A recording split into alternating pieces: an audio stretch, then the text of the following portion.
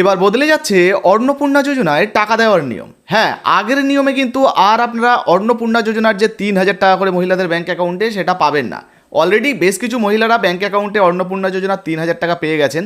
তবে যারা পাননি তাদের ব্যাঙ্ক অ্যাকাউন্টেও টাকা দেওয়া হবে এবং নতুন নিয়মে আপনারা টাকা পাবেন। তবে প্রচুর মহিলারা এমন রয়েছেন যাদের ব্যাঙ্ক অ্যাকাউন্ট থেকে এই যে 3,000 টাকা দেওয়া হয়েছে সেটা ফেরতও নেওয়া হবে। বর্তমানে নতুন নিয়ম অনুযায়ী কীভাবে টাকা দেওয়া হবে মুখ্যমন্ত্রী সেই বিষয়ে পরিষ্কারভাবে জানিয়েছেন। এবং এই মুহূর্তে যে সমস্ত মহিলারা টাকা পাচ্ছেন না, আবারও কিন্তু সব মহিলাদের ভেরিফিকেশন হবে। হ্যাঁ, বর্তমানে আপনার নামটাও ভেরিফিকেশন হতে পারে, আপনি যদি টাকা পাওয়ার যোগ্য হন তবেই পাবেন।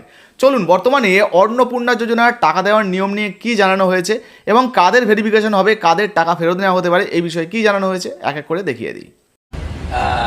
আপনার নানা স্কিমেই এখানে এত ভুয়া বেনিফিশিয়ারি হয়েছে, এর জন্য আগের সিস্টেম দায়ী। দেখুন ওরা কি করতো, আগের সরকার আপনি অ্যাকাউন্ট নম্বর দিতেন, আপনার অ্যাকাউন্টে টাকা দিয়ে দিতেন, কিন্তু আমরা এবারে ভেরিফিকেশন করছি ওই অ্যাকাউন্টটা যে ওর কেওয়াইসি ঠিক আছে কিনা, আধারের সঙ্গে অ্যাকাউন্টের লিঙ্ক আছে কিনা, এটা করতে গিয়েই এই জেলাতে হাজার হাজার ভুয়া বেনিফিশিয়ারি ধরা পড়ছে।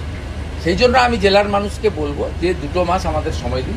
বিডিওরা কথা দিয়েছেন তারা সমস্ত সোশ্যাল ওয়েলফেয়ার যে স্কিম রয়েছে ভেরিফিকেশনের কাজ কমপ্লিট করবে। যারা ফলসলি ঢুকেছে তাদের বিরুদ্ধে আইনানুগ ব্যবস্থা গ্রহণ করা হবে, এগুলো আমরা এখানে বলেছি। তো শুনতেই পেলেন বন্ধুরা, মুখ্যমন্ত্রী শুভেন্দু অধিকারী তিনি কিন্তু পরিষ্কারভাবে জানাচ্ছেন যে সমস্ত মহিলারা যারা গরিব বা যারা অন্নপূর্ণা যোজনার টাকা পাওয়ার যোগ্য তাদের ব্যাঙ্ক অ্যাকাউন্টে 3,000 টাকা করে দেওয়া হবে। তবে আগের নিয়মে আর টাকা দেওয়া হচ্ছে না। লক্ষ্মী ভাণ্ডার প্রকল্পে যেমন সরাসরি ব্যাঙ্ক অ্যাকাউন্টে টাকা দেওয়া হতো, সেক্ষেত্রে অনেক জালিয়াতিরা এমন করতেন, তারা সরাসরি আপনি আবেদন করলেন এবং আপনার ওই ব্যাঙ্ক অ্যাকাউন্টটা সরিয়ে দিয়ে নিজের ব্যাঙ্ক অ্যাকাউন্ট লাগিয়ে দিল। আপনার ব্যাঙ্ক অ্যাকাউন্টে টাকা ঢুকছে না, উনি টাকা পাচ্ছেন।